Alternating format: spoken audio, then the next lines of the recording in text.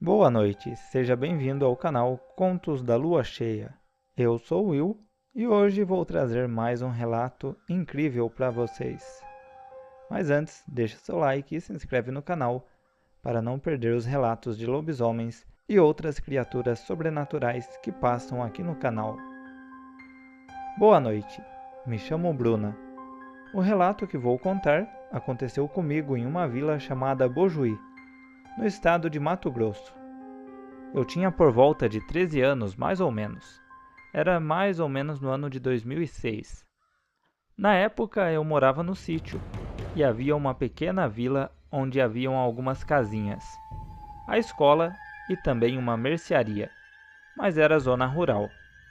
Para ir para a escola, eu tinha que andar alguns quilômetros em uma estrada feita por nós mesmos, até chegar na estrada principal para pegar o ônibus. Algumas pessoas faziam as casas bem próximo à estrada e outras no fundo do sítio, e era o meu caso. A partir daqui, vou tentar descrever os fatos como se estivessem acontecendo no presente, para aumentar a emoção do relato. Eu estudo à tarde e chego em casa por volta das 5:30 da tarde. Mas um dia o ônibus quebrou. Quando isso acontece, eu tenho que esperar vir outro ônibus da cidade. Esse ônibus chegou já era 7 horas da noite, e eu ainda estava na escola esperando. Entrei no ônibus e fui tranquilamente, mas quando desci, percebi que teria que enfrentar o escuro sozinha até chegar em casa. Meu pai não havia ido me esperar, e naquele tempo não tínhamos celular. Fui andando sozinha, me guiando apenas pela areia do chão. Assim que dei alguns passos, comecei a escutar algo me seguindo por dentro da mata. Os passos me seguiam por dentro da mata lado a lado comigo. Dava para escutar galhos quebrando e barulho de folhas sendo pisadas. Estava óbvio que realmente alguma coisa estava me seguindo, e também comecei a sentir um cheiro forte de carniça. Mas eu continuei andando e chorando muito, pensando que ali seria o meu fim. Quem já passou por esse desespero sabe como a gente se sente sendo seguido em uma mata. Eu continuei em frente morrendo de medo, até que em uma determinada parte havia uma curva, e ali acabaria a parte da mata onde o bicho estava, e começaria uma pastagem. Pensei, o que quer que fosse aquilo, vai pular e sair dali. Então, eu criei coragem e me preparei para correr. Comecei a correr com todas as minhas forças e não tive coragem de olhar para trás, porque se eu olhasse, eu certamente desfalecia. Às vezes eu penso que eu deveria ter olhado para ver o que era. Às vezes penso que poderia ser uma onça, ou talvez um lobisomem. Eu cheguei em casa quase sem ar, as pernas cambaleando, e meu pai estava de boa, assistindo TV. Eu penso que, mesmo sem celular, ele deveria ter ido no ponto ver o que tinha acontecido pela minha demora. Eu só conseguia chorar, e meu pai perguntava o que tinha acontecido, dizendo que eu estava branca de tão pálida, e isso que eu sou morena. Quando recuperei meu fôlego, eu briguei com ele e disse: "Você não tem vergonha? Sua filha não chega e você não vai atrás para ver o que aconteceu? Seu irresponsável!" E falei um monte de coisas. Foi a primeira vez que falei assim com ele. Ele era um homem muito bravo, que se o respondessem ele socava a mão na cara mesmo. Mas nesse dia, ele ficou quieto. Ele disse que ficou com dó de ver o meu estado. Em outra ocasião, eu estava indo para a escola. Próximo ao meio-dia, eu tinha que estar no ponto esperando o ônibus. Nesse dia, a minha irmã estava comigo, quando no meio do caminho começamos a ouvir um grito ao longe vindo de dentro da mata. Era tipo um "uh". Nós paramos e achamos que eram nossas primas que moravam no sítio ao lado. E às vezes elas vêm pela nossa estrada e fazem esse sinal para saber que elas estão vindo. A gente ouviu esse e resolveu seguir entrando na mata. Isso foi ficando cada vez mais frequente e fomos entrando dentro da mata sem nem perceber, como se estivéssemos hipnotizadas. Até que minha irmã conseguiu sair daquela paralisia e disse: Bruna, Bruna, olha onde nós estamos. Quando ela me chamou, eu acordei e vi que eu estava em uma mata onde nunca havia explorado.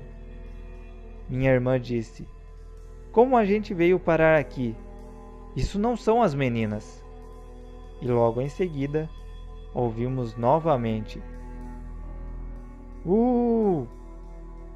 bem mais próximo. Então saímos correndo dali, com muito medo. Mesmo assim, foi muito difícil achar a estrada de novo, e até perdemos o ônibus. Outro relato que tenho foi com a minha vizinha. Quando a gente estava morando na vila, antes de mudar para o sítio, no começo ainda não tinha água encanada, nem energia elétrica. A gente lavava roupas no rio, nas tábuas. As pessoas mais antigas lembram como era. Não que eu seja uma pessoa antiga, mas na vila se lavava roupas assim. Sempre que íamos lavar roupa, nossa vizinha ia com a gente. Mas esse dia minha mãe não pôde ir porque tinha provas para corrigir. Ela é professora. A vizinha pegou a carriola de mão e foi sozinha, pois tinha muita roupa suja acumulada. E lá se foi ela, descendo sozinha para o rio. Depois de meia hora, vi ela vindo correndo sem a carriola, sem roupa, sem nada, e chegou quase desmaiando na nossa área. Ela chegou chorando, dizendo: É muito feio, e chorava muito. Minha mãe pegou uma água com açúcar e deu para ela. Depois, ela se acalmou, mas ainda chorando, contou que quando estava lá, ensaboando as roupas na tábua, ela viu uma sombra atrás dela e até tapou a luz do sol. Quando ela olhou para trás, viu um ser horrível, de cabelo vermelho, todo desarrumado.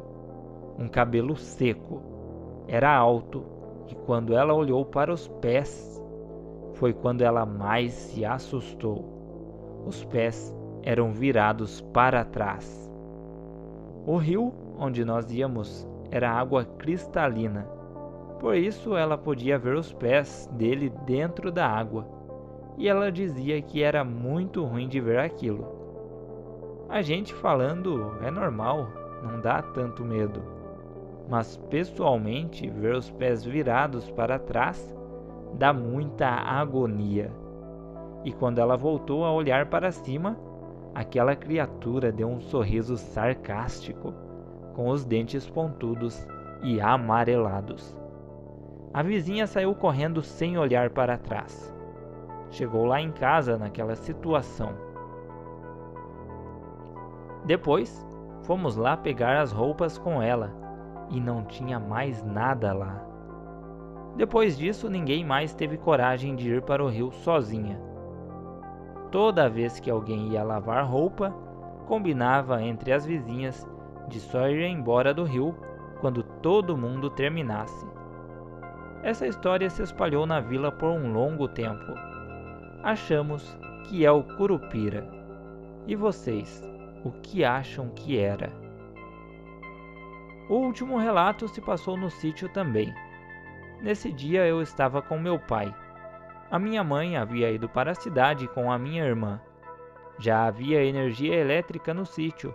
Meu pai e eu estávamos assistindo TV.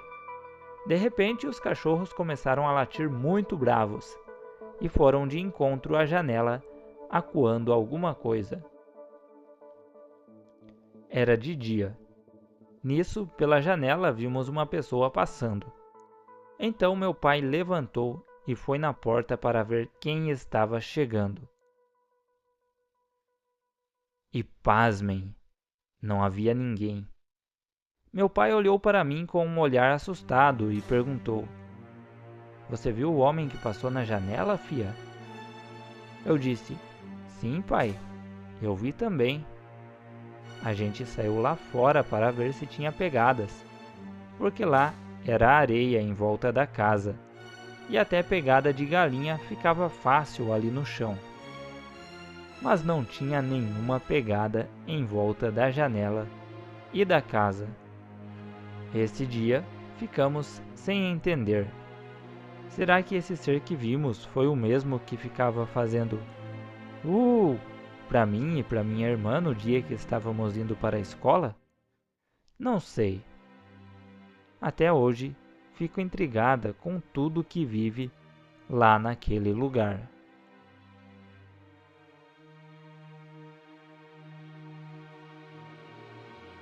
Então esses foram os relatos. Se você gostou, deixe seu like e se inscreve no canal para não perder mais histórias macabras e aterrorizantes. Tenham todos uma boa noite.